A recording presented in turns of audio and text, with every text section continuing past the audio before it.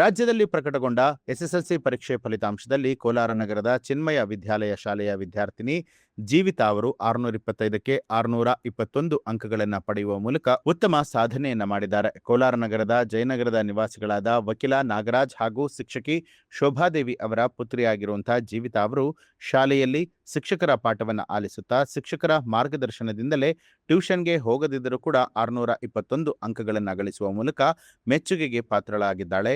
ಇನ್ನು ಉತ್ತಮ ಅಂಕ ಪಡೆದು ಸಾಧನೆ ಮಾಡಿದ ಜೀವಿತಾ ಅವರನ್ನ ಅಕ್ಕಪಕ್ಕದ ಮನೆಯವರು ಹಾಗೂ ಸಂಬಂಧಿಕರು ಆತ್ಮೀಯವಾಗಿ ಸನ್ಮಾನಿಸಿ ಗೌರವಿಸಿದ್ದಾರೆ. ಇದೇ ವೇಳೆ ಮಗಳಿಗೆ ಸಿಹಿ ತಿನ್ನಿಸುವ ಮೂಲಕ ಪೋಷಕರು ಅಭಿನಂದಿಸಿದರು.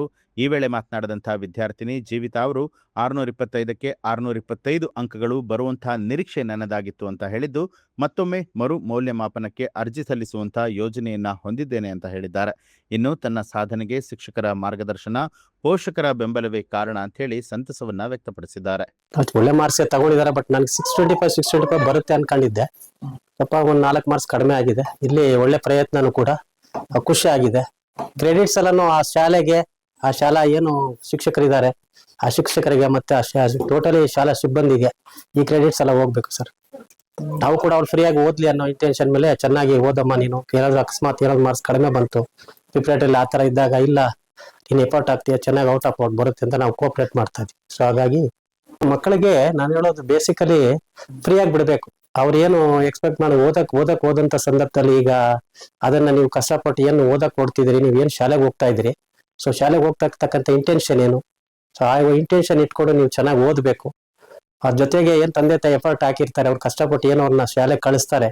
ಸೊ ಆರ್ಥಿಕವಾಗಿ ಹಿನ್ನಡೆ ಇರ್ತಕ್ಕಂಥ ಪೋಷಕರೆಲ್ಲ, ಸೊ ಆ ಪೋಷಕರಿಗೆ ಸುದೃಢವಾಗಿ ನಿಲ್ಲೋದಕ್ಕೆ ಮಕ್ಕಳೆಲ್ಲ ಕೂಡ ಒಳ್ಳೆ ರೀತಿಯಲ್ಲಿ ಓದ್ಬೇಕು ಅಂತಕ್ಕಂಥದ್ದು ನನ್ನ ಆಸೆ ಇದೆ.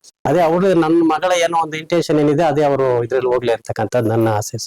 ಪರವಾಗಿಲ್ಲ, ಯಾಕಂದ್ರೆ ನಾವು ಎಕ್ಸ್ಪೆಕ್ಟ್ ಮಾಡಿದ್ವಿ 420 620 ಎಬೋ ಬರುತ್ತೆ ಅಂತ ಎಕ್ಸ್ಪೆಕ್ಟ್ ಮಾಡಿದ್ವಿ. ಸೊ ಅದು ಬಂದಿದೆ. ಏನೋ 4 ಮಾರ್ಕ್ಸ್ ಕಡಿಮೆ ಅಂತಾರೆ, ರಿವ್ಯಾಲ್ಯೂಷನ್ ಏನೋ ಪ್ರಯತ್ನ ಪಡುವ ಅಂತ ನೋಡೋಣ ಆಗ್ಲಿ. ಸೊ ಈಗ ಬಂದಿರ್ತಕ್ಕಂಥ ಏನ್ ರಿಸಲ್ಟ್ ಇದೆ ಅದಕ್ಕೆ ಸ್ಯಾಟಿಸ್ಫ್ಯಾಕ್ಷನ್ ಇದೆ. ತುಂಬಾ ಖುಷಿ ಆಗ್ತಿದೆ. ಇನ್ನೇ ಬರುತ್ತೆ ಅಂತ ಎಕ್ಸ್ಪೆಕ್ಟ್ ಮಾಡಿದ್ದೆ, ಬಟ್ ಆದ್ರೂ ಖುಷಿ ಆಗ್ತಿದೆ ಒಳ್ಳೆ ಮಾರ್ಕ್ಸ್ ಬಂದಿರೋದಕ್ಕೆ.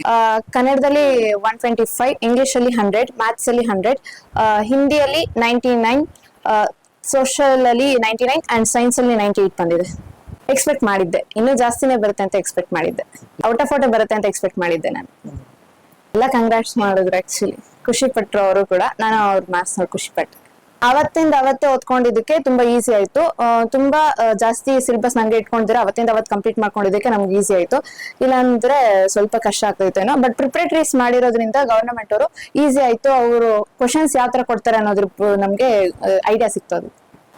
ಅಪ್ ಟು 5 ಅಥವಾ 6 hours ಅಷ್ಟೇ. ನೈಟ್ 4 hours, ಮಾರ್ನಿಂಗ್ 4:30 ಹಂಗೆ ಹೋಗ್ತಾ ಇದ್ದೆ. ಮಾರ್ನಿಂಗ್ 4:30ಗೆ ಎದ್ದು ಹೋಗ್ತಾ ಇದ್ದೆ. 6:30 ಇಂದ 5:30 ವರೆಗೂ ಅವ್ರ ಕ್ಲಾಸಸ್ ಇಟ್ಕೊಂತಾ ಇದ್ರು ಸ್ಕೂಲ್ ಅವರು.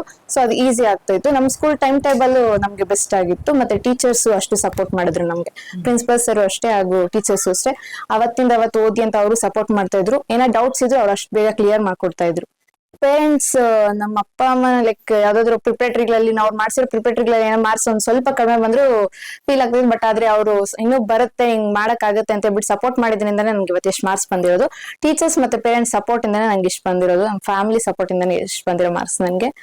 ಇಲ್ಲ ಆತರ ಏನಿಲ್ಲ, ನಿಂಗೆ ಎಷ್ಟಾಗುತ್ತೋ ಅಷ್ಟು ತೆಗೆ ಅಂತ ಇದ್ರು. ಬಟ್ ನನ್ಗೆ ಓದ್ಬೇಕು ಅನ್ನೋ ಹಠ ಇತ್ತು ಅಷ್ಟೇ. ಇನ್ನು 625 ಬರ್ಬೇಕು ಅಂತ ಎಕ್ಸ್ಪೆಕ್ಟ್ ಮಾಡಿದ್ದಿದ್ ನಾನು. ಸೊ ರಿಎವಾಲ್ಯೂಯೇಟ್ ಮಾಡೋದಕ್ಕೆ ನೋಡ್ತೀನಿ. JEE ಕ್ರ್ಯಾಕ್ ಮಾಡಿ IIT ಏನಾಗ್ಬೇಕು ಅನ್ಕೊಂಡಿದ್ದೀನಿ. AI ಇಂಜಿನಿಯರ್ ಮಾಡೋದಕ್ಕೆ ಥಾಟ್ ಇಟ್ಕೊಂಡಿದ್ದೀನಿ. ನ್ಯೂಸ್ ಅಲರ್ಟ್ ನಿಮ್ಮಿಂದ ನಿಮಗಾಗಿ.